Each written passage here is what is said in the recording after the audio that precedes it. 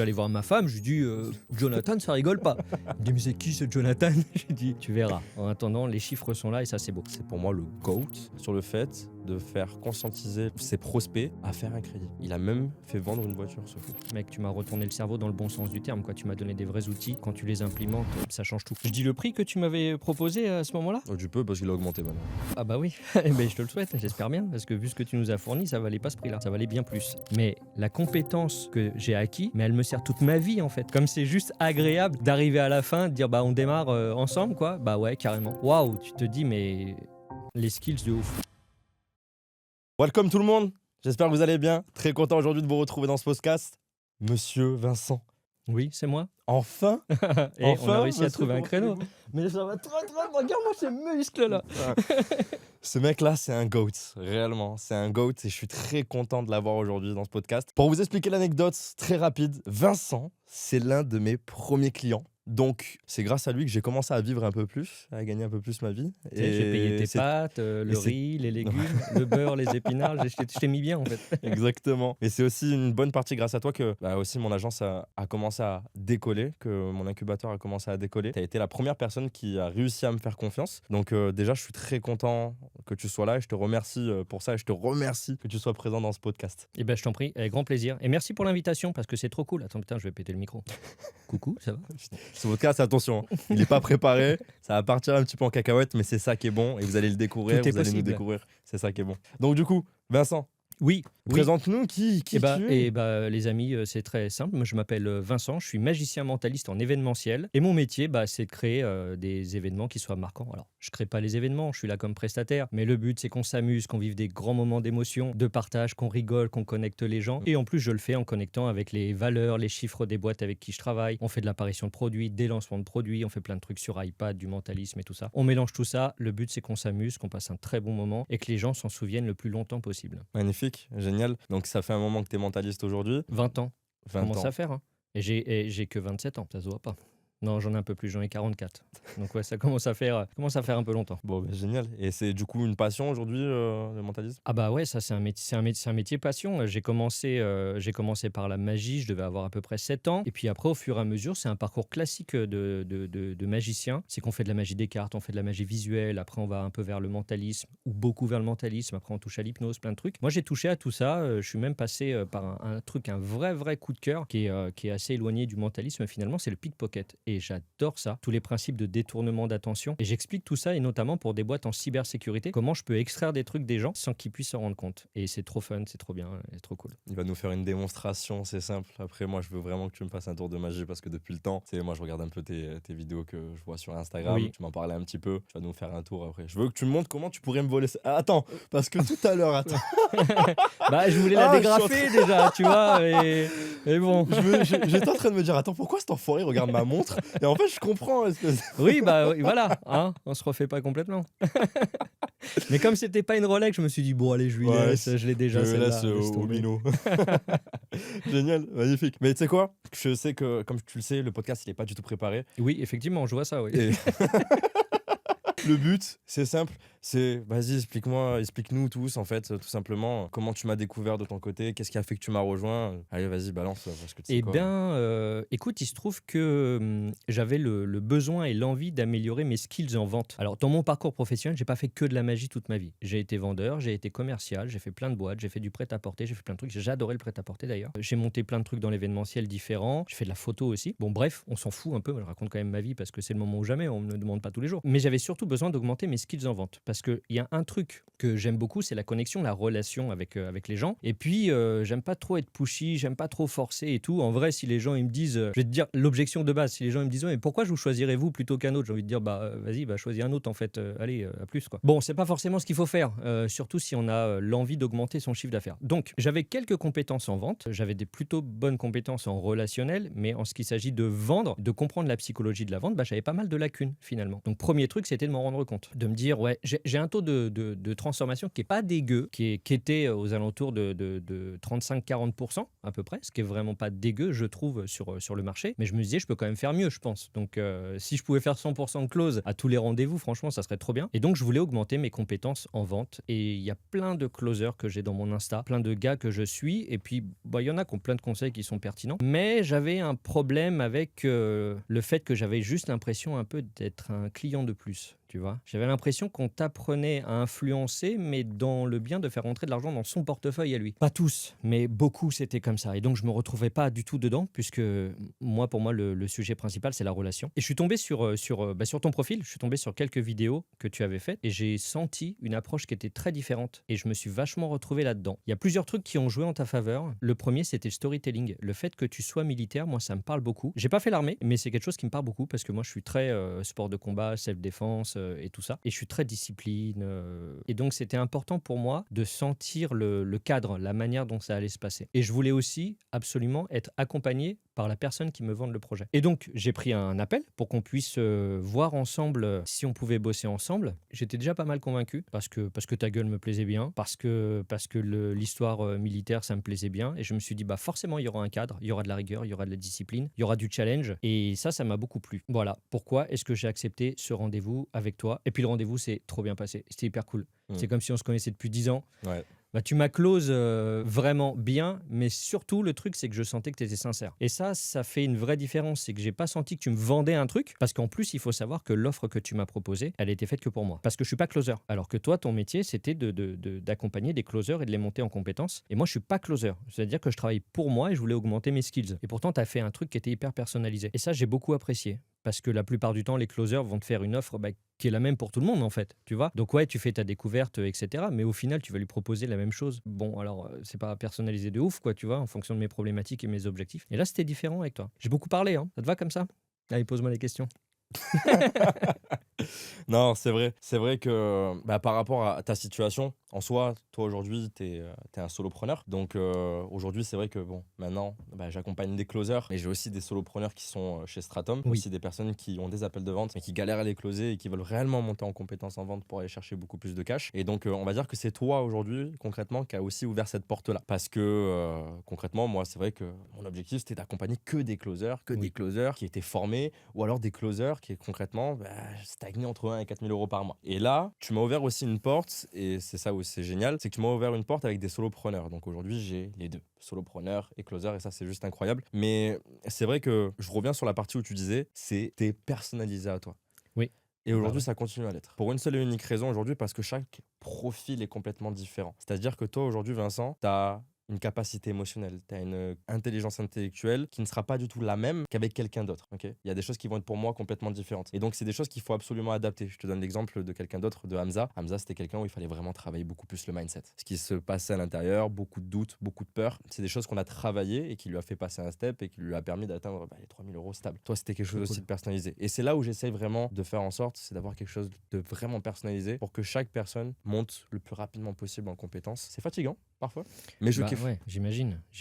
Mais c'est trop bien, en fait. Moi, je pense que c'est exactement l'offre qu'il fallait faire. Parce que comme chaque personne est différente, tu peux pas leur proposer exactement la même chose à chacun. Et ce que j'ai bien aimé, c'est que aussi quand on a démarré ensemble, c'était coaching one-one. C'est-à-dire que moi, je t'expliquais mes problématiques. Alors évidemment, on a vu toute la structure de vente, toute la psychologie de la vente. Il y a plein de trucs que je savais pas. Il y avait des trucs que je savais aussi, mais surtout que je n'implémentais pas. Et ça, c'est une énorme erreur. Donc c'est dur des fois de se rendre compte qu'on fait des conneries, qu'on fait des trucs de la mauvaise manière. C'est dur de se remettre en question. Des fois, tu es un peu dans ton coin, tu dis putain, mais en fait, je suis qu'une merde. Bon, j'exagère, évidemment, faut pas se dire ça, mais c'est bien de se rendre compte qu'on fait quelque chose de la mauvaise manière pour les rectifier. Et là-dessus, je vais mettre un point. C'est que moi, je suis quelqu'un qui fonctionne que à l'empirique. C'est-à-dire que tu me dis, je suis très coachable, tu me dis, fais ça, en fait, je vais le faire pour deux raisons. La première, c'est soit pour te prouver que tu as tort, et je pourrais te dire, tu as tort parce que je l'ai fait exactement comme tu me l'as dit, et ça ne marche pas. Et en l'occurrence, c'est pas le cas. En fait, ça marche, donc c'est juste ouf. Et donc, la deuxième raison, c'est que en te donnant raison, j'ai augmenté mon potentiel et de me dire, putain, j'ai fait exactement comme il m'a dit, je l'ai appliqué, et ça marche. Donc, c'est bon, en fait. Tu gardes ce step, tu le gardes, tu l'appliques à chaque fois, et tu continue d'avancer comme ça, étape par étape, quoi. Mm. Donc c'est soit j'implémente pour te prouver que tu as tort, soit j'implémente pour te prouver que tu avais raison et du coup je grandis, quoi. Et qu'est-ce que ça a changé le plus pour toi, le fait de te faire accompagner par moi? C'est quoi que tu as aimé? Qu'est-ce que ça a changé surtout aussi pour toi? Bah, il y a plusieurs choses, évidemment, ça a changé le chiffre d'affaires. Ça, c'est une évidence. Je reviendrai dessus dans quelques instants parce Mm. qu'il n'y a pas que l'argent. Et pour le coup, il se trouve que moi, l'argent ne me motive pas du tout, même si dans une stratégie d'entreprise, c'est toujours mieux d'aller chercher plus parce que ça te permet d'avoir un outil qui est l'argent et de faire plein de choses. Ça, on ne peut pas cracher dessus, bien évidemment, mais c'est pas le moteur. Moi, encore une fois, c'était de nourrir la relation, mais on peut le faire intelligemment. C'est-à-dire que j'avais une énorme problématique sur mes appels de vente, c'était la gestion émotionnelle. Parce qu'en fait, comme je sais que ce que je vais délivrer en prestation, les gens vont être comme des dingues, ils vont en parler, ils applaudissent, ils rigolent, ils en parlent autour d'eux, ils en gardent un souvenir pendant des mois, je me dis, mais comment tu peux pas prendre la presta, en fait? Oh, il n'y a pas que moi, il y a plein d'autres mecs qui sont très très bons aussi, hein, c'est pas le souci, mais il y en a aussi plein qui sont très mauvais. Et on fait pas la même chose de la même manière. Donc quand les gens commencent à me challenger, tu vois, et qui me mettent des objections, je comprends pas en fait, tu vois, j'ai envie de dire mais mec, ça va être un truc de ouf en fait. Essaye pas, me taquine pas en fait, ça va être trop bien. Et donc du coup, je prenais à cœur toutes les petites critiques, tous les trucs qui me challengeaient, c'était insupportable. Et donc on a appris, enfin tu m'as appris à pouvoir avoir cette gestion émotionnelle, ce recul, ces temps de pause, ces temps d'acceptation, de comprendre qu'une objection, bah c'est pas une critique personnelle, parce qu'en vrai, bah le client il me connaît pas mon histoire, il sait pas tout ce que j'ai fait avant non plus, et c'est à moi de lui montrer que je peux être la bonne personne pour l'accompagner. Donc de mieux comprendre ce qui se passe dans la tête du prospect ou du client m'a permis de prendre du recul sur mes émotions. Et ça, c'est genre méga important, méga important. Aujourd'hui, bon, l'objection, elle arrive plus. Pourquoi je vous choisirais? Parce qu'en fait, on a bien vu que tu peux pré-shot plein de trucs et que quand tu les as pré-shot, bah franchement, ça glisse tout seul. C'est Mais oui c'est ou non, trop quoi. un truc de fou en fait. Comme c'est juste agréable d'arriver à la fin, de dire bah on démarre ensemble, quoi. Bah ouais, carrément. Waouh, tu te dis mais les skills de ouf. Et moi, forcément, ça m'impacte de dingue parce que je suis mentaliste. Donc, en tant que mentaliste, la psychologie est hyper importante pour moi. Mais ça n'empêche pas que même, tu vois, avec 20 ans de métier, je peux pas être hyper bon partout. Et quand tu as de l'émotion, bah, c'est là que tu as des lacunes. Parce que tu rentres dans un truc personnel alors que faut pas du tout, quoi. C'était quoi la question? Qu'est-ce que ça avait changé le plus pour toi? Ouais, ça a changé ça, la gestion émotionnelle. La gestion surtout. émotionnelle. J'arrive dans un rendez-vous. Tu sais, déjà, premier rendez-vous, tu m'as fait un truc, mec, ça a tout changé. Tu m'as dit déjà, avant tes rendez-vous, quand ils commencent, mets les petites musiques là, du Loup de Wall Street et tout. Et ça va te chauffer, ça va te mettre en condition et tout. Mec, maintenant, c'est un ancrage, en fait. C'est un Ouais. déclencheur. Et dès que j'arrive sur un rendez-vous, je suis de bonne humeur, je suis dans l'écoute, je suis dans le partage et je conduis effectivement l'appel de vente exactement comme il doit être conduit. Et les résultats ont complètement changé, quoi. Complètement changé. Donc, la gestion émotionnelle, c'est le premier truc qui m'a créé du changement. Difficile, mais on y est arrivé. Magnifique, je suis content. Je suis content parce que c'est vrai qu'on avait, comme tu l'avais dit, je rebondis aussi parce qu'il y a plein de choses qui me reviennent. Mais comme tu l'as dit, c'est vrai qu'on avait passé un bon moment. Parce que pour moi, aujourd'hui, un appel de vente, c'est là où on différencie les bons closers avec les mauvais closers. C'est tout simplement que, regarde, tu l'as dit par toi-même, tu as passé un agréable moment. Ouais. Et le but à la fin, c'est que même si tu n'avais pas d'argent pour me payer, que tu ressors de cet appel en passant un agréable moment et même en disant, je suis dégoûté, j'ai pas d'argent pour le rejoindre. Tu vois?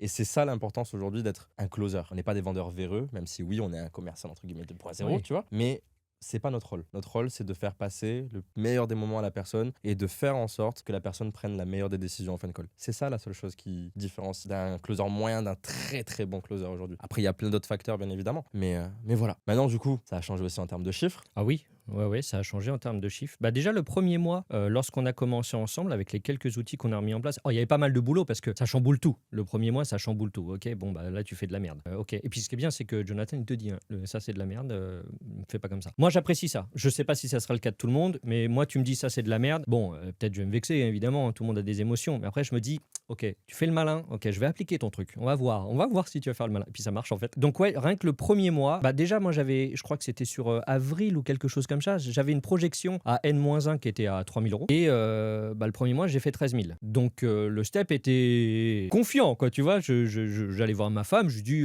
Jonathan, ça rigole pas. Elle me dit, mais c'est qui ce Jonathan? Je lui dis, tu verras. En attendant, les chiffres sont là et ça, c'est beau. Et après, ça s'est pas arrêté, en fait. Et on va dire, et franchement, je minimise parce qu'il y a un mois où j'ai passé 25 000, je sais plus lequel. Et genre, c'était sur les 3 premiers jours du mois, j'étais à 19. Sur les 3 premiers jours, Alors, attendez, je suis pas au courant de cette histoire-là.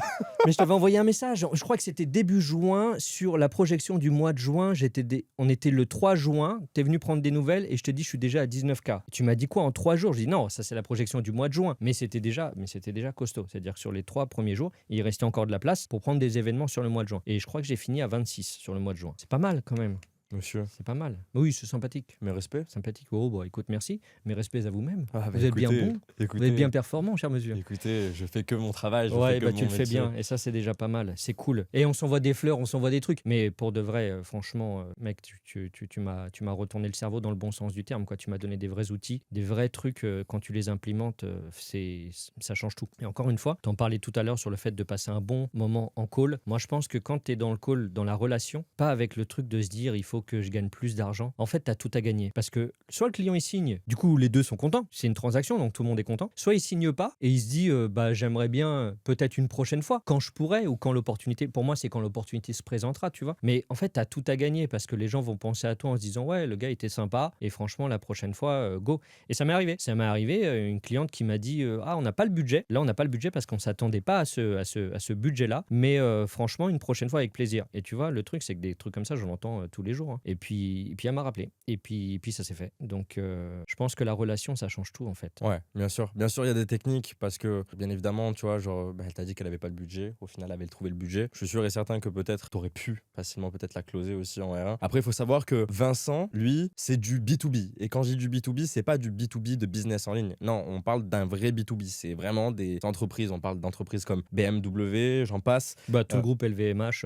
enfin, il y en a plein, hein, dans le groupe T'as bossé LVMH. aussi, t'as closé Rolex. Oui. T'as closé Rolex. Donc, faut savoir que là, on parle de vraies entreprises en B2B. Et le closing en B2B, il est complètement différent. C'est-à-dire que, je vous donne un exemple. Aujourd'hui, on dit beaucoup sur Instagram, sur les réseaux sociaux, on dit beaucoup comme quoi le fait de parler à des infopreneurs ou des solopreneurs, c'est du B2B. Mais la réalité, c'est que ces personnes-là, ils ont un gros émotionnel et que ces B2B-là, très clairement, ils se comportent beaucoup plus comme des B2C. Donc, comme je dis souvent, sur le business en ligne aujourd'hui, chaque B2B, derrière, il y a un B2C qui se cache. Toi, aujourd'hui, c'est du vrai B2B. C'est-à-dire que concrètement, tes prospects, il n'y a pas de décisionnaire à chaque fois en appel. Je l'ai jamais, le décisionnaire. Je ne l'ai jamais. C'est tout le temps des assistantes de direction. Ou alors après, il faut quand même savoir aussi que le gros chiffre d'affaires que je fais, mes clients sont des agences événementielles. Ça veut dire que j'ai en face de moi des chefs de projet. Et des chefs de projet qui ont déjà vu et eu plein de magiciens. Donc ça veut dire que s'ils m'appellent, c'est soit que le magicien n'est pas dispo, ou soit que ça s'est pas bien passé. Enfin, il y a plein de raisons. Mais le chef de projet de l'agence événementielle, c'est pas lui le décideur. Le décideur final, c'est que lui, il va transposer ma proposition au client. C'est-à-dire que si lui, il le présente pas bien, bah le truc, il passe pas en fait. Donc ça, déjà, moi, c'est une des difficultés que j'ai. Et la deuxième, c'est si j'ai l'entreprise directe, bah j'ai pas le décisionnaire non plus. J'ai pas le directeur. J'ai l'assistant ou l'assistante de direction qui, encore une fois, va appeler 4, 5 magiciens. Elle va écouter les propositions et puis elle va faire son choix avec le feeling et avec le tarif. Et sur ta proposition, si à la fin, tout le monde est à 500 balles et propose à peu près la même chose, bah c'est la relation qui prime. Par contre, si t'en as un qui est à 3000 euros et qu'il y en a un autre qui est à 500, s'il n'y a pas eu la relation et si t'as pas une valeur ajoutée pour te démarquer de tes concurrents, bah ils vont prendre celui à 500. Imagine le directeur, il a 5 devis. Il dit ok, bah lui il est à 500, lui il a 1005, lui il a 3000. Bon, on va prendre celui à 500. Alors qu'il pourrait prendre le mec qui est à 3000, mais juste parce qu'il a eu un bon feeling, une bonne relation avec toi.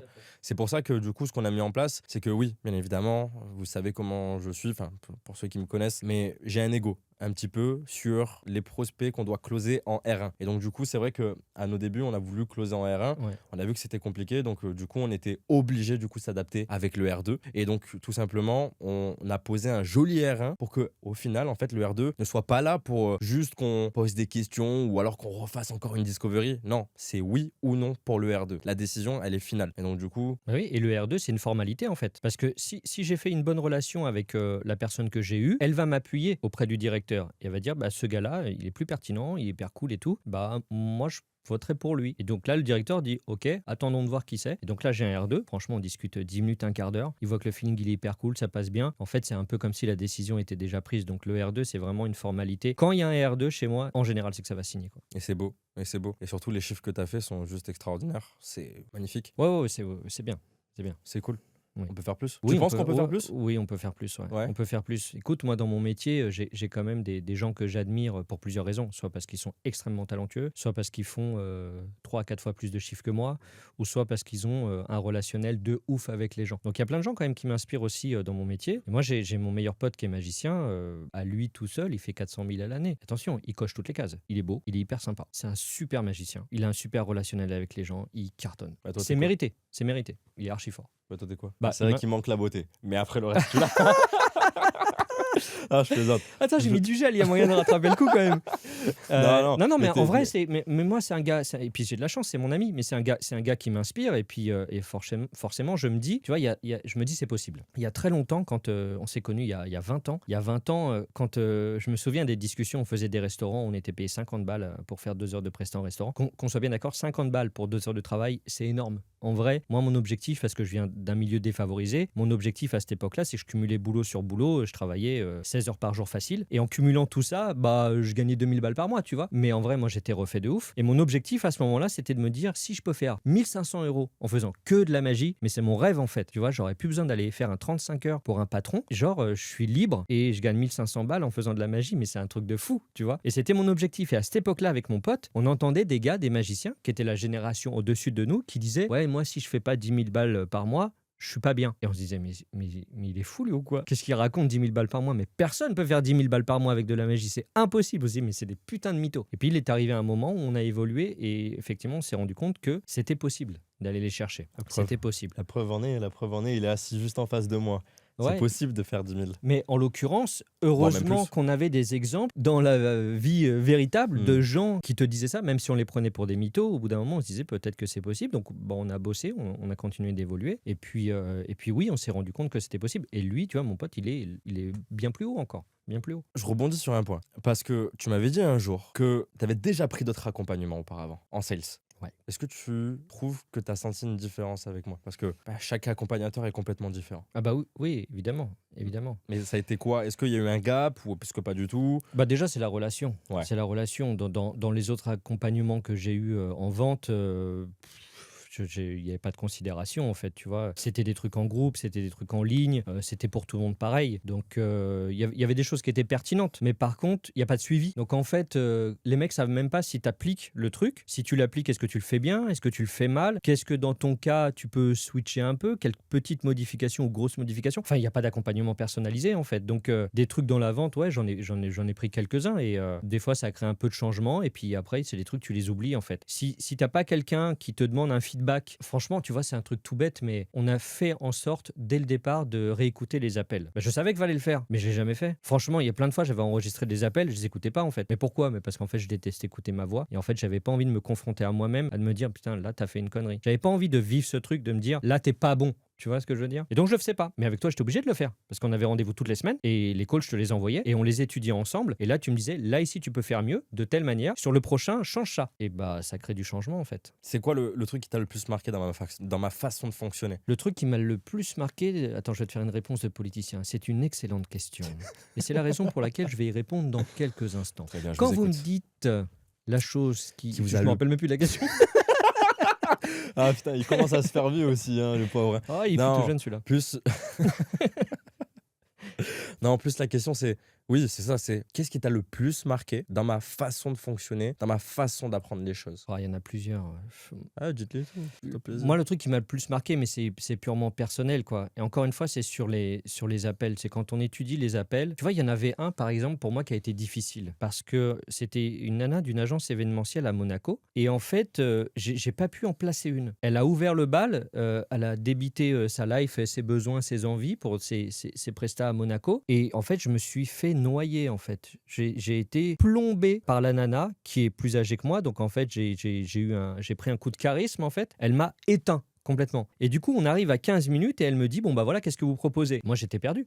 En fait, j'ai pas fait de cadrage. La découverte, elle a été faite en fonction de ce qu'elle a bien pu vouloir me dire. Donc, j'ai pris ça et elle me dit, bah, proposez-moi votre truc. Et puis, bah, j'ai fait ma déballe. Et en fait, j'étais complètement perdu dans ce truc-là. Et pour moi, j'ai trouvé que c'était difficile. Et quand je t'ai donné le call, tu m'as dit, moi, je vois pas de difficulté sur le call. À ce moment-là, tu aurais pu faire ça, tu aurais pu reprendre parce que là, il y avait une opportunité. À ce moment précis, tu l'as pas saisi et puis tu n'étais pas confiant et tu t'es fait prendre et tu t'es fait bouffer. Mais je vois pas en quoi c'est une cliente difficile. Je me suis dit, merde, putain. Ah ouais, mais moi, j'étais désemparé. J'avais pas les outils à ce moment-là. Et donc, ce cas de figure nous a permis d'établir la manière dont on allait procéder sur ce point spécifique. Et encore une fois, ça m'a aidé pour les prochains. C'est-à-dire que maintenant, bah, c'est moi qui lead le rendez-vous, en fait. Exactement. Tu vois, donc je pars pas du principe que je suis au service des gens. Évidemment, in fine, je le serai. Mais en fait, je pars du principe que je peux vous aider à créer un impact sur votre événementiel qui va tout changer. Et ça a de la valeur, en fait. Parce que quand les gens vont en parler pendant des mois, qui vont associer tout ça à votre produit, et en fait, invisiblement, parce que c'est dur à quantifier, mais vous allez faire plus de relations, plus de ventes. Ben, en fait, ça a de la valeur, ça. Donc, bah, on est égaux. Donc, même si tu as 55 ans, bah, moi aussi, ça fait 20 ans que je fais de l'événementiel et j'ai monté une boîte d'événementiel aussi avant. Donc, bah, ouais, on s'apporte des trucs mutuellement, quoi. Parce que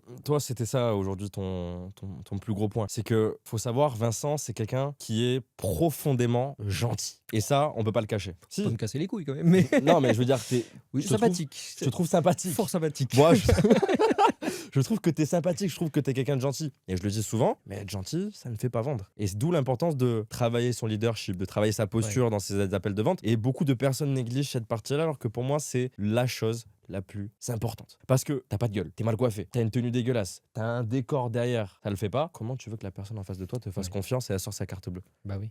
Impossible. Mais c'est sûr. T'imagines si tu parles comme t'as tendance à me faire là depuis tout à l'heure, bah tu peux pas closer. Mais non. Parce qu'il faut laisser de l'espace à son prospect, il faut laisser de la liberté à son prospect pour qu'il puisse se développer et qu'il puisse te dire des choses que peut-être il n'avait jamais dit à d'autres personnes qui font de l'événementiel. Et c'est ces petits détails qui vont faire cette différence pour toi et que du coup, à la fin, ce pourquoi je te choisirais toi plutôt qu'un autre, bah, n'existera pas. Parce que tu auras laissé de l'espace, tu l'auras écouté profondément et elle sera passée à l'action juste pour ça. Complètement. Et il n'y a rien de compliqué dans la vente. Enfin, rien de compliqué. Bah, il y a pas mal de techniques quand même. Bien sûr, bien évidemment. Mais pour moi, la vente, c'est accessible à tout le monde. C'est-à-dire que oui, ça va être plus compliqué pour quelqu'un qui est introverti, quelqu'un qui a du mal à parler, qui n'est pas sociable, etc. C'est beaucoup plus dur. Mais ça s'apprend. Mm. C'est pas évident, je te l'accorde. Peut-être que oui, comparé à certaines personnes qui sont plus sociables et qui ont de la facilité à aller vers les gens, vont y arriver beaucoup plus rapidement. D'où l'importance aussi d'avoir de la discipline. Et là, la discipline, elle rentre en compte et d'où, c'est pour ça un peu le côté Milouf. J'ai fait 3 ans d'armée. Les valeurs que j'ai apprises, la rigueur, la discipline et la résilience, c'est des choses que j'ai prises et je vous ai foutu. Parce que c'est les choses les plus importantes pour moi, qui vous suivront pour moi toute votre vie. Ah mais clairement, là, les compétences qu'on apprend aujourd'hui, c'est un truc, c'est toute ta vie en fait, ça te sert toute ta vie, tout le temps, tout le temps, tout le temps, tout le temps. Et c'est ouf parce que moi je pense que la vente, c'est la compétence numéro 1 dans tous les domaines en fait, parce que peu importe pour qui tu travailles ou que ça soit pour ton compte, peu importe le métier que tu fais, tu vas bien obligé de vendre tes services ou quoi que ce soit. Donc c'est le premier truc à apprendre et pour moi c'est en continu en fait, c'est un peu, tu vois, c'est un jeu infini en fait. C'est un truc, tu dois tout le temps le peaufiner, tout le temps continuer d'avancer. Et puis aussi parce que les prospects sont de plus en plus éduqués. Et c'est normal et c'est aussi une bonne chose parce que ça veut dire que l'intellect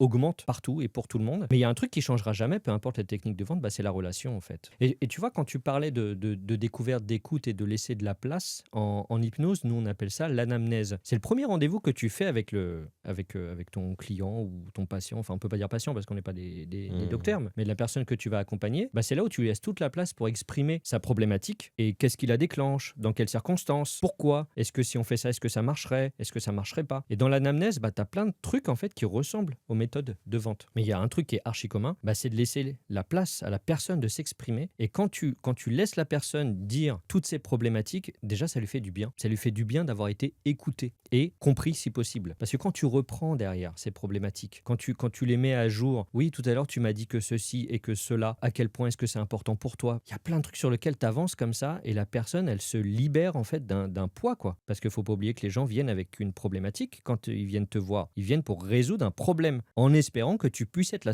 personne qui va résoudre leur problème. Donc tu vois, cette partie découverte, la partie anamnèse, mais genre en fait c'est le plus important en fait, la découverte. Moi je pense que c'est le plus important. C'est 80% du travail. En fait on pense souvent c'est les objections, tu vois. On arrive souvent avec ce truc là de se dire oui mais la personne elle m'a dit ça et puis comment je fais pour contrer ci et contrer ça. En fait si la découverte elle a été bien faite, des objections t'en as vraiment pas beaucoup, quoi. Vraiment pas beaucoup. La seule objection que tu peux avoir, et j'appelle pas ça une objection, ça va vraiment être un problème de logistique. Et encore, le problème de logistique c'est quelque chose qui peut se régler régler, tout simplement en faisant conscientiser à la personne qu'il peut avoir d'autres possibilités, d'autres intérêts pour pouvoir investir. Comme je le dis souvent, peu importe l'éthique de la personne, on s'en fiche. Mais si aujourd'hui tu as un produit transformationnel et que tu peux réellement permettre à la personne de changer son quotidien, alors l'emmener à trouver la solution qui lui permettra de faire peut-être un crédit, vendre quelque chose qui ne lui sert à rien pour pouvoir passer à l'action, pour moi ça c'est totalement éthique et c'est ok. Et c'est super important de prendre ça en compte. Je prends l'exemple encore avec d'autres personnes. Tino, Mm. c'est le roi, c'est pour moi le GOAT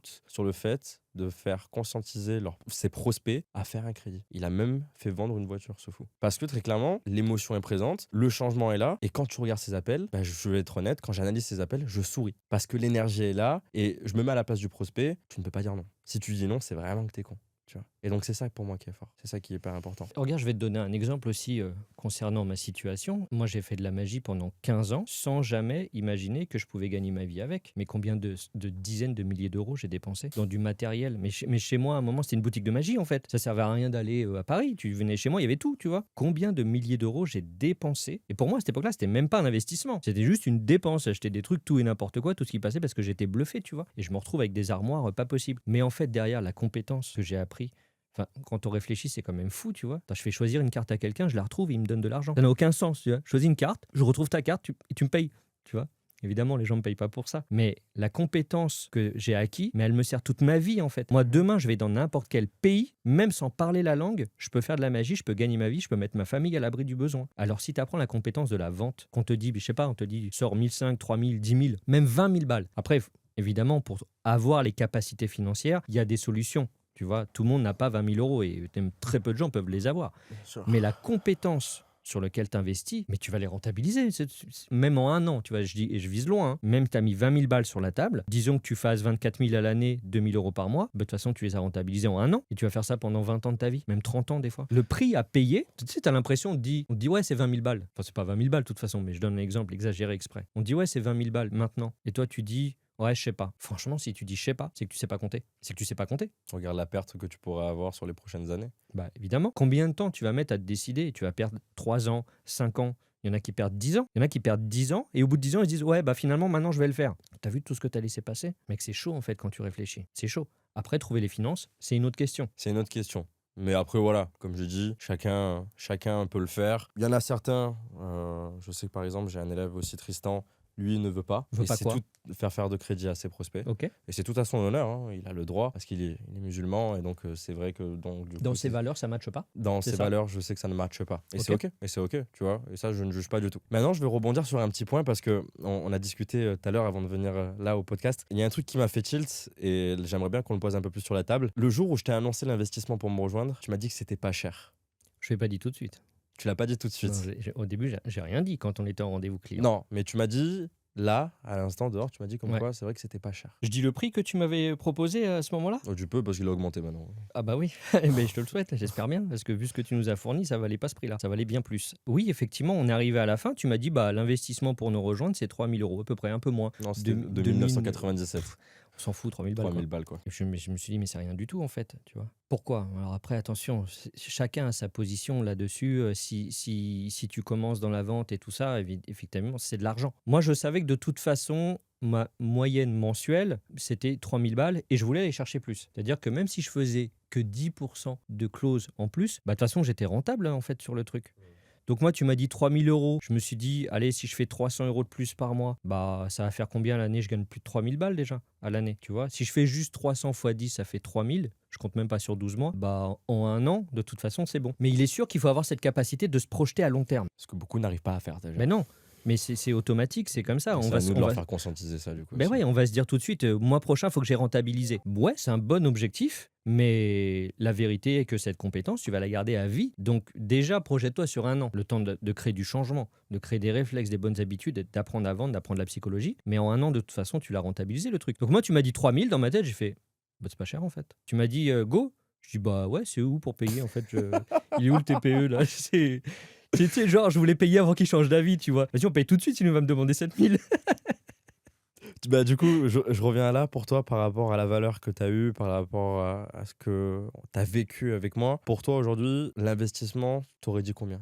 J'aurais ce que ça vaut, je vais même pas te dire ce que ça vaut parce que faut savoir que moi, je suis pas closer. Donc, ça veut dire que je suis pas au quotidien à suivre toute l'équipe et tous les exercices et toutes les choses que Ouais. tu demandes aux gens. Lui, Je c'était le beaucoup re- plus du one-one. Ouais, moi, je le regarde de loin. De temps en temps, je regarde les petites vidéos parce qu'il y a toujours plein de trucs à apprendre et tout et qui sont trop bien. Mais il faut savoir, effectivement, je le dis parce que les gens ne le savent pas, mais ton accompagnement, il est quotidien. Tous les jours, les mecs, ils taffent. Quand je dis les mecs et les nanas aussi, hein. Quand je dis les mecs, c'est pour. Il y a qu'une nana, Voilà. les mesdemoiselles, Bah ouais, franchement, les venez, closeuses. quoi. À un moment donné, il faut venir nous rejoindre parce que j'aimerais Venez bien vous avoir un peu présenter. d'un autre sexe, tout simplement. Bah Donc, ouais. s'il vous plaît, faites Et un puis minimum franchement, d'efforts. la vente, c'est pour tout le monde.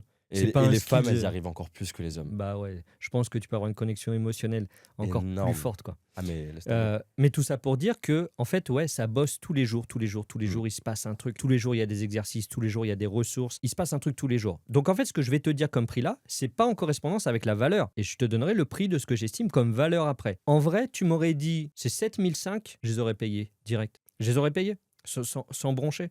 Je les aurais payés. Mais attention, le cas de figure, il est différent. Moi, j'ai une société, j'ai de la trésorerie sur la boîte. Donc, je peux me permettre, parce que je sais ce que c'est qu'un investissement. Donc, je peux me permettre de poser de l'argent sur la table quand je sais qu'il va me rapporter beaucoup plus. C'est pas un problème. Moi, demain, un mec qui me dit donne-moi 100 000, à la fin de l'année, je te donne 150.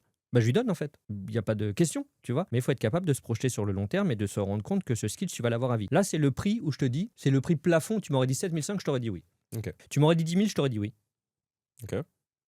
Tu m'aurais dit 15 000, j'aurais dit, ouais, putain, ça va être plus long qu'un an pour que je le rentabilise dans ma vision. Hein. Tout le monde devrait penser comme toi, c'est fou. Dans ma vision, c'était en un an, je suis pas sûr de le rentabiliser, ça me fait chier. Ça me fait chier. Genre là, il aurait fallu qu'on discute. Là, ça aurait été plus long sur l'étape finale pour me faire passer à l'action. Et ça aurait été possible. Ça aurait été possible. Mais le problème ici, sur cette étape-là finale, c'est que je sais pas ce que tu vas délivrer. Donc, je prends un risque. Mm. Alors, maintenant que je suis passé de l'autre côté de la barrière, je vous dis, les gars, y a pas de problème en fait. Hein. Allez-y, foncez, ça les vaut de ouf. Mais au début, tu sais pas. Tu dis, je passe un bon rendez-vous, le gars est sympa, on a un bon truc, il a l'air solide, il a l'air fiable, mais je prends un risque. Mm. Est-ce que je vais mettre 15 000 balles sur la table sans être sûr à 100% que je vais les rentabiliser? Ça, c'est une décision très inconfortable. Surtout que j'ai fait plein de trucs avant. Hein. Il y a des trucs où j'ai appris et il y a des trucs où je me suis dit, putain, ça valait pas du tout son prix en fait. Ça valait pas le prix que j'ai mis sur la table. Donc, tu sais, quand tu as essayé des trucs avant et que tu essayes encore et encore et encore, tu te dis, je vais encore me faire carotte. Même ma femme me disait, pourquoi tu fais ça? Ça y est, c'est bon, tu sais vendre. Maintenant, débrouille-toi, va chercher les clients. Je disais, non, il y a encore des trucs à aller chercher. C'est pas normal que j'en ai 1 sur 2 qui signe pas. C'est beaucoup, en fait, hein, qu'on soit bien d'accord. 1 sur 2, c'est bien déjà. Mais c'est pas normal. Si je close pas tout le monde, c'est pas normal. Mais bon, on peut pas closer tout le monde 100% non plus. Bien sûr. Donc ouais, en vrai, on serait arrivé à là, tu m'aurais dit 15 000, l'étape d'après aurait été compliquée parce que le facteur risque était important. Bien sûr. Mais quand je vois ce qui est délivré, quand je vois tous les one-one qu'on a fait, la disponibilité que tu avais et que je vois tout ce que tu as mis en place en termes de ressources, en termes d'exercices, que tous les jours les gars se parlent. Tous les jours. Franchement, je vous le dis, dans l'équipe, c'est des frères. Et moi, je regarde ça de loin. Hein. Je regarde ça de loin parce que je fais pas les exercices tous les jours. Je me dis, mais combien ça vaut un truc comme ça? Là, c'est une école, en fait. C'est pas une formation en ligne. C'est une école. Tu ressors de là, mec, t'es un super saiyan. Non, mais au bout d'un moment, faut dire les trucs. T'es un super saiyan, en fait. Et moi, tu sais, ce qui m'a fait rigoler, c'est l'histoire avec Tino. Je le connais pas. Hein. Tu vois, je vois de loin les messages et tout. En plus, ça a l'air d'être un bon gars. Franchement, j'aime bien sa gueule. Et le mec a l'air très chaud. Et quand tu me disais, ouais, en fait, lui, j'allais pas le close parce qu'il disait, ouais, mais attends, mec, tu vas rien m'apprendre. Moi, je suis commercial depuis X temps. Je signe ceci, je signe cela. Qu'est-ce que tu vas faire? Et quand il passe, et déjà, bravo à lui parce qu'avec un état d'esprit comme celui-ci, avoir accepté de prendre le risque et de signer avec toi, lui aussi était dans une position de prise de risque. Mec, qu'est-ce que tu vas m'apprendre? J'y vais quand même. Il faut une intelligence émotionnelle assez forte pour faire ça. Pour dire, j'ai de l'ego, allez, vas-y, on va voir. Je pense qu'il était un peu comme moi, tu vois, genre, je vais te prouver que t'as tort, tu vois. Non, ouais, mais je l'ai tabassé. Hein. Je l'ai tabassé parce que en call, c'était pour savoir, pour sa défense. Du coup, on a contré tout ça, mais il avait déjà fait un call avec quelqu'un où ça s'est très très mal passé. Bah merde. Et ah putain, vous savez quoi, je m'en fous. Allez, j'ai envie de partager ce vocal. Et ce vocal m'a montré tout simplement que les gens, c'était des merdes. Voilà. Et ça m'a montré juste un truc, parce que Tino, avant de me rejoindre, il avait envie de se faire former. Il voulait repartir avec quelqu'un, et il a eu une mauvaise expérience, il faut que je retrouve le vocal, mais il est fou. Ce vocal est fou. Et le jour où il m'a partagé ça, j'ai pété les plombs. J'ai dit, mais comment un closer peut lâcher ça à un prospect qui vient, qui monte, qui a un besoin? C'est fou, en fait. Alors attends. Ah, je l'ai retrouvé. Vous êtes prêts à écouter? Je mets pas le nom parce qu'il y a le nom aussi de la personne, mais tu me dis si t'entends aussi bien, mais je pense que oui. Yo Tino, franchement bro, je vais être complètement honnête avec toi. des profils comme toi, on n'en veut pas. Je pense que tu sais ce que c'est d'avoir un accompagnement et en vrai, on n'est pas derrière les gens. Tu vois, si t'as pas suffisamment confiance aujourd'hui sur le marché, gros, on fait partie des personnes qui ont plus de ce sales proof à donner. Bah écoute, en vrai, moi comme je dis toujours, c'est pas quand on le fait, mais c'est comment on le fait. Et là, le fait que tu tournes en rond, tu nous fasses perdre du temps, en réalité, franchement, je te le dis, on perd pas de temps avec des gens qui sont pas prêts à passer à l'action. Nous, on veut des gens qui ont la dalle. Des profils comme toi, c'est pas des gens on sait qui réussissent derrière. Donc écoute, en réalité, je vais te le dire, bon, franchement, je vais te le dire, même si tu reviens dans des mois, on va pas te prendre. Même si tu reviens, tu me dis, écoute, les gars, je veux pile sur 5K, garde ton oseille, va chez quelqu'un d'autre.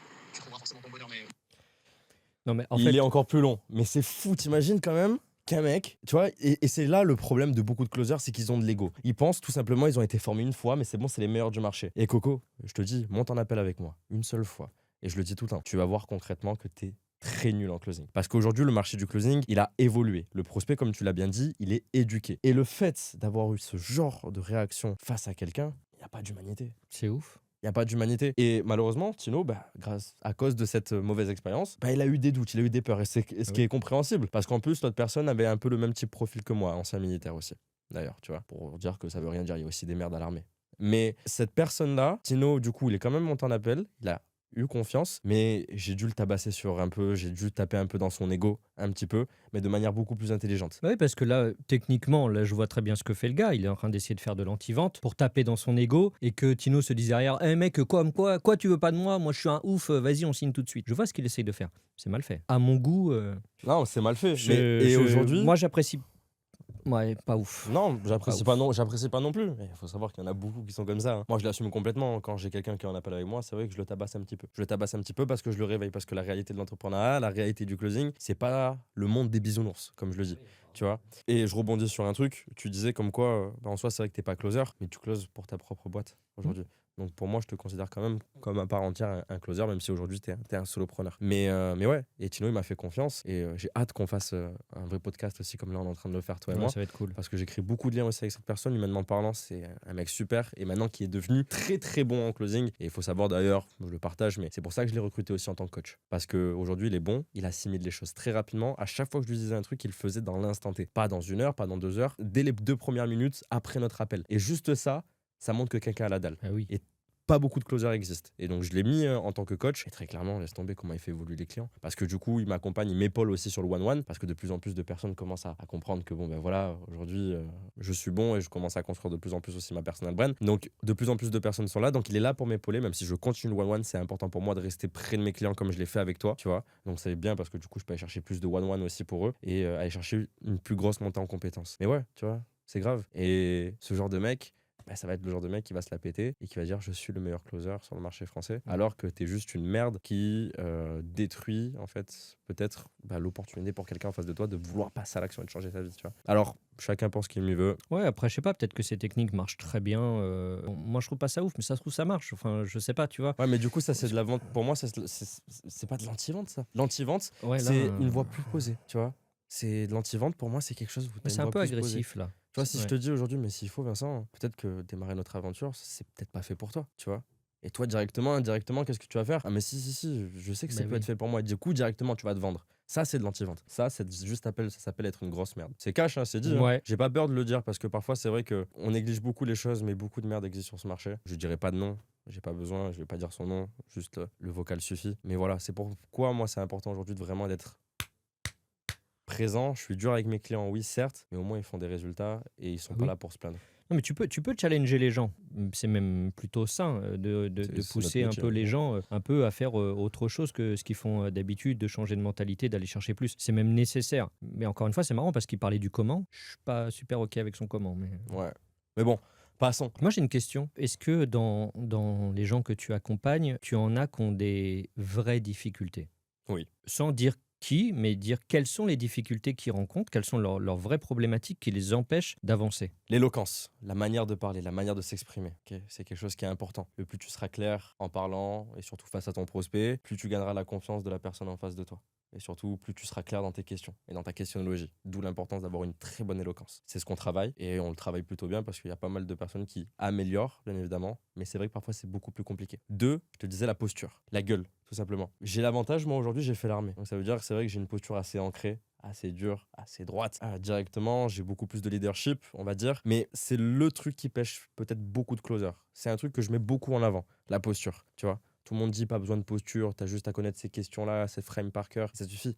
Non, non, non. Aujourd'hui, les gens veulent avoir quelqu'un qui a une posture, quelqu'un en qui ils peuvent avoir confiance, quelqu'un en qui, très clairement, bah, il sait où il va. Et si ton prospect sent que tu ne sais pas où tu vas, que tu stresses, que tu es perdu dans ta manière de parler, il ne te fera non plus pas confiance. C'est un gain de confiance. Si je parle de posture, mais comme je te disais, je te parle de la coiffure, je te parle d'une barbe, tu vois, t'as une barbe, elle est rasée. Moi, je peux avoir une barbe aussi, mais c'est rasé, tu vois. Non, j'ai une barbe, tu m'as compris. J'ai une moustache et un bouc.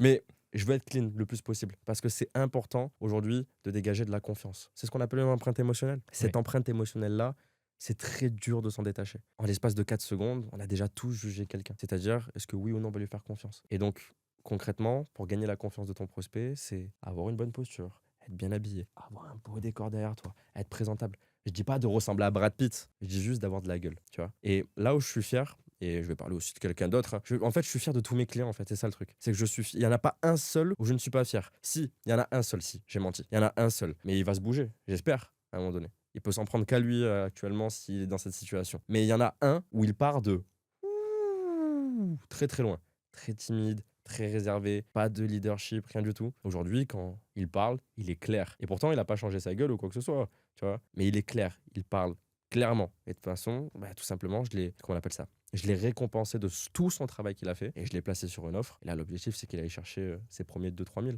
Parce que concrètement, cette personne-là s'était déjà fait former avec d'autres personnes, mais il manquait beaucoup de ça. Tout le monde lui disait apprends des techniques, apprends ci, apprends ça. Non, la première technique à développer, c'est mental et c'est ce que tu dégages aussi à l'extérieur. C'est malheureux parce qu'aujourd'hui, on vit dans une société où on juge tous. Mais c'est la réalité. C'est la réalité et il faut s'adapter. Tu vas pas changer le monde. Oui, mais non, mais j'ai pas envie pour plaire à quelqu'un. Ouais, mais ta gueule. T'es obligé aujourd'hui. Voilà. Bien sûr. T'es obligé. Il y en a qui partent avec des points plus positifs que d'autres. Moi, l'avantage aujourd'hui, c'est que je suis asiatique. Tu vois, je te donne un exemple en tant qu'asiate. Je dégage beaucoup plus de confiance. Je parle de chiffres directement, on va me faire confiance. Tu vois. Alors que tu n'avais jamais fait de comptabilité de ta vie. Alors que j'ai jamais fait de comptabilité. Mais si je te parle de data, etc., tu me fais confiance. Ouais, bien sûr. Donc oui, il faut s'adapter. Voilà. Comme j'ai dit, et je n'ai pas peur de le dire, j'avais des clients à moi, j'ai des rebeux chez Stratum.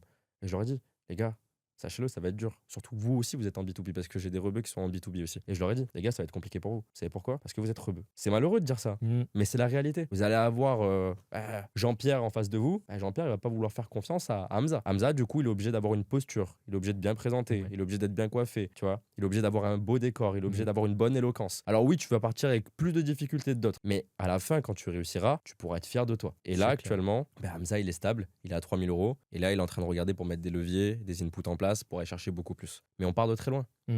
Et vraiment, je sais que tous mes clients, tous les élèves de chez Stratum vont regarder ce podcast. Et je leur dis pas souvent, surtout en coaching, parce que je suis très dur avec eux. Mais sachez-le, les gars, si vous m'entendez tous, là, je suis avec Vincent. La prochaine fois, ça sera vous. Mais je suis vraiment fier de vous. Tous fiers de vous. Je suis tous fier de vous. Je suis fier de vous, tous. Ouais, vous m'avez compris. Vous avez vu tellement j'ai pas l'habitude. J'aime bien, quoi. je vous aime bien. Non, en vrai, je suis fier de vous, les gars, parce que vous travaillez, vous avez vraiment en fait cette mentalité de l'armée. Tu vois, j'ai pas vraiment formé des closers. Je forme vraiment des soldats qui, peu importe l'obstacle qu'ils vont retrouver en face d'eux, et ils vont tout déchirer, tu vois. Et je suis vraiment fier. Bon, je me livre là à fond parce que de base, c'est toi le truc le plus important. Mais je suis fier de ce que j'ai créé. Je suis fier des clients que j'accompagne. Je suis fier de ce que je deviens. C'est génial. Moi, ça va au-delà de l'argent. J'ai des émotions en parlant, tu vois. Tu te ressens un peu? Ça va au-delà de l'argent. Moi, c'est vraiment un changement d'identité que je fais. Et mes clients, aujourd'hui, ils m'ont payé, je suis content. Je suis content 2 minutes. C'est cool. Passe vite, hein. Mais là où je suis vraiment content, c'est quand je vois ouais, pif, ta. Ouais, pif, ta. Putain, j'ai été recruté par lui, pif, ta. Putain, let's go, tu vois.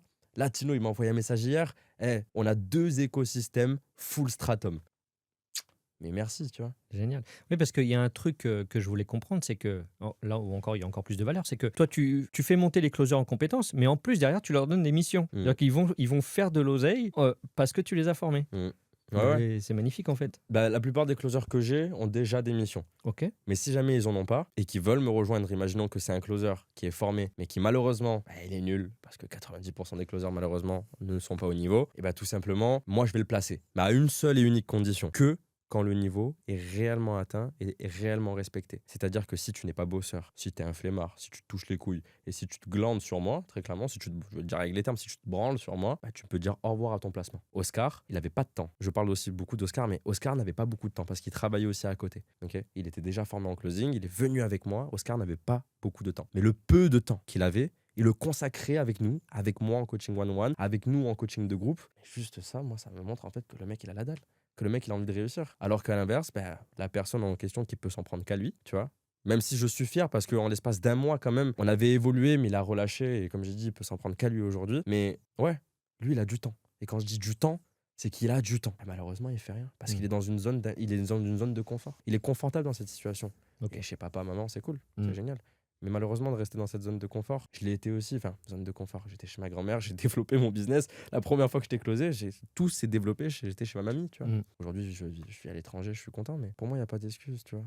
Bah clairement, non mais il y en a pas de toute façon, tu vois, même pour quelqu'un qui est chez papa-maman, tu vois, il y a plein de leviers de motivation, tu peux te dire ouais, moi je le fais pour moi gagner plus d'argent, plus de liberté, plus de possibilités, et après tu peux le faire aussi pour ta famille, et ça, moi c'est un truc qui me motive, tu vois, mais Mm. parce que j'ai une famille avec des enfants, Bien mais je sûr. parle même de la famille un peu plus éloignée, tu vois, j'ai envie aussi de mettre bien mes parents, tu vois, mon grand-père avant qu'il parte, je passais tout mon temps avec lui, je faisais tout le temps des cadeaux quand j'allais le voir, enfin il y a plein de, tu vois, tu peux voir aussi plus loin que toi avec ton cercle proche, et puis après si tu peux aider ou avoir un impact sur un rayonnement sur et aider plein de gens, enfin je trouve que c'est assez noble en fait, tu vois. Non, mais très clairement, il faut avoir un pourquoi. Faut pas vouloir faire du business pour faire du business. Faut pas se lancer dans l'entrepreneuriat parce que c'est à la mode. Non, faut que vous ayez un vrai pourquoi. Ouais. Moi, si aujourd'hui, ça fait 2 ans que je fais ça et qu'il y a eu des crashs, mais des downs de malade, si je suis encore là aujourd'hui, si je me suis battu encore pour créer tout ce que je fais aujourd'hui, c'est tout simplement parce que j'ai un vrai pourquoi aujourd'hui. Je veux vraiment prendre une revanche sur la vie d'avant. Et ça, c'est le plus important pour moi. C'est-à-dire quand tu dis prendre une revanche sur la vie d'avant. C'est-à-dire pour reprendre une revanche sur la vie, c'est tout simplement parce que j'ai pas vécu la vie rêvée. J'ai vécu en banlieue. Faut savoir que moi, j'ai vécu dans une cage à poules, ce que j'appelle une cage à poules concrètement, avec moisissure, humidité, des vêtements qui puaient la bouffe. Bref, c'était très compliqué. Au niveau des études, j'ai jamais été le meilleur, j'ai jamais été le plus intelligent. On ne posait pas une pièce sur moi, voire même j'étais presque même un délinquant, pour être honnête. Et ouais, j'ai vécu des passes très compliquées. Ça a été dur, ça a été dur. Je me suis beaucoup éduqué tout seul, vraiment par les expériences de vie que j'ai eues. J'ai été obligé de faire de la merde pour comprendre que c'était pas bien. Et toutes les personnes qui me disaient mais tu feras jamais rien de ta vie, t'es un cassos, etc. Et tu sais, à force de l'entendre, tu commences par y croire. Et à un moment donné, je sais pas, je me suis mis un coup de pied au cul, tu vois. Et je me suis réveillé et j'ai toujours voulu partir à l'armée, ça a toujours été dans un coin de ma tête. Je suis pas allé à l'armée pour me dire je vais être discipliné. Non, je suis allé à l'armée parce que c'était quelque chose que j'ai toujours voulu. Et à un moment donné, je décide d'arrêter les études, je décide d'arrêter tout ça pour partir à l'armée, pour vraiment là, du coup, apprendre la discipline et la rigueur et tout ce qui est résilience. Et ouais, c'est ce petit moi, tu vois, ce petit moi qui n'a pas tout eu, ce petit moi qui concrètement n'a pas eu de facilité dans la vie, ce petit moi qui concrètement n'a pas eu une cuillère en or dans la bouche, tu vois. Il a envie aujourd'hui de reprendre une revanche. Et concrètement, pouvoir, je le dis, mais peut-être mettre moi un jour, si demain j'ai des enfants, ce sera moi qui va leur mettre une cuillère en or dans la bouche. Parce que c'est pour moi important. Je ne veux absolument pas que mes enfants vivent ce que moi j'ai vécu. Mm. Et ça, c'est important pour moi. Je travaillerai comme à l'acharné. Et je le sais, pour moi, c'est important. Si je dois vraiment avoir une famille, je veux vraiment qu'il ait une belle vie. Alors, ça ne sera pas un pourri gâté. Il connaîtra la valeur de l'argent. Ouais. Enfin, je ferai en sorte. C'est compliqué, surtout quand tu ne vis pas la même chose que la personne. Mais c'est pas le but. Mais il aura la valeur de l'argent, il aura la valeur du travail. Mais voilà, aujourd'hui, concrètement, c'est pour ça. Et c'est vraiment cette revanche-là aujourd'hui. Je pourrais dire encore plein de choses. On a plus beaucoup de temps, on a parlé. Mais ouais, j'ai pas eu une histoire la plus facile du monde. Comme quoi, finalement, tu vois, peut-être que avoir eu de la souffrance, c'est quand même un sacré coup de pied au cul, quoi. Parce que là, quand j'écoute ce que tu me dis, clairement, ça veut dire, comme t'en as chié, tu sais ce que tu ne veux plus. Et tu vas te battre pour ne plus retourner là-dedans. Mm. C'est un super levier de motivation. Tu vois, il y a des gens qui sont motivés soit par qu'est-ce que je vais avoir, ou alors qu'est-ce que je ne veux surtout plus jamais dans ma vie, quoi. Moi, je suis aussi motivé par je veux plus aller là-bas, quoi. On aura le temps d'en discuter parce qu'après, on va rester un petit peu ensemble si c'est possible, vu que je sais que ton fils est malade. Mais on va essayer de rester un petit peu plus ensemble. Si on doit faire quelques petits mots de fin sur cette partie-là, concrètement, Aujourd'hui, s'il y a un closer qui nous regarde, qui a envie de nous rejoindre, même un solopreneur qui a envie de monter en compétence, un closer qui veut monter en compétence, qu'est-ce que tu lui dirais s'il avait envie de nous rejoindre? Go en fait. C'est comme on dit, no-brainer en fait. Il n'y a rien à réfléchir. Faut venir parce que de toute façon, si vous êtes bosseur, attention, il y a des conditions quand même. C'est qu'il faut avoir envie de bosser, se remettre en question, avoir envie d'apprendre, d'implémenter. Donc, faut quand même être dans une mentalité de se dire, je vais bosser pour y arriver, tu vois. Mais effectivement, si tu es quelqu'un qui a envie de bosser, d'augmenter ses compétences, faut venir en fait parce que l'accompagnement il est ouf, il est vraiment qualitatif, tout le monde se tire vers le haut, tout le monde se donne des exercices, des feedbacks et tout. Moi je trouve ça hyper cool. J'ai pas vu d'accompagnement comme ça jusqu'à maintenant, évidemment je connais pas tout le monde mais en tout cas je connais celui-là. Donc venez et de toute façon si vous êtes bosseur vous serez plus que rentable et pour la vie en fait. Les compétences comme ça c'est à vie que vous les gardez. Et vous allez, si l'objectif c'est de faire de l'argent, vous ferez de l'argent. Si l'objectif c'est d'être de plus en plus libre, d'augmenter ses possibilités, vous allez y arriver de toute façon. Mais ouais, faut bosser. Mais ouais, quand tu es capable d'écouter, de te remettre en question et d'appliquer, les résultats ils sont là. Ayez pas d'ego. Si vous voulez me rejoindre, c'est simple. Vous avez un lien directement dans la description. Et surtout aussi, préparez-vous parce que je vais pas vous caresser dans le sens du poil. Comme je le dis souvent, je pense que le monteur faudra que tu censures ce que je vais dire, mais je ne vais pas te pour que tu puisses, entre guillemets, aller bien. Non, je vais te dire les termes. Si tu fais de la merde, je vais te le dire. Et si parfois je dois te dire d'aller te je te le dirai aussi. Mais au moins, tu évolueras. Et ça, c'est important. Donc, je pense que c'est plutôt pas mal. Vincent. Merci Jonathan. Merci, vraiment. Putain, les muscles. Merci et on se voit à une prochaine. Avec Ciao, grand ciao. plaisir.